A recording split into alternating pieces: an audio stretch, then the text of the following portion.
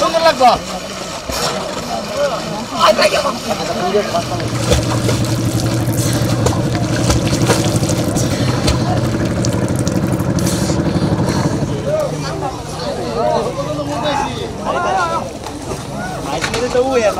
আমরা জানি বাংলাদেশ একটি নদীমাতৃক দেশ, কিন্তু এই বৈশ্বিক পরিবর্তনের সাথে সাথে এই সভ্যতার উৎকর্ষের সাথে সাথে আমরা আমাদের দেশের প্রতিটা নদীকে প্রায় মনে করছি, বিভিন্নভাবে নদী দূষণ হচ্ছে।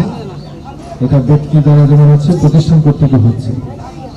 আমাদের প্রতিটি নদীকে যদি আমরা সুস্থ রাখতে চাই, সচল রাখতে চাই, সচেতনতার কোনো বিকল্প নেই। এখানে যারা স্বেচ্ছায় উপস্থিত হয়েছেন একটি প্রত্যেক অনুষ্ঠানের মাধ্যমে যে সচেতনতা সৃষ্টির যে প্রয়াস, সেটি অনন্য, অসাধারণ। আমার অনুরোধ থাকবে, আমরা যেন আমাদের নদীমাতৃক দেশে প্রতিটি নদীকে সুস্থ রাখতে পারি। এবং আপনারা জেনে থাকবেন, উচ্চ আদালতের একটি আদেশের প্রেক্ষাপটে প্রতিটি নদীকে বলা হয়েছে জীবন্ত সত্তা। সেই জন্য আমাদের এই ভূমির সর্বপ্রথম যে রেকর্ড CS2 থেকে এখন পর্যন্ত যেখানে নদীর কোনো চিহ্ন আছে, সেটাকে নদী হিসেবে ধরে নিয়ে সেটা রক্ষা করার জন্য উচ্চ আদালতের নির্দেশনা আছে।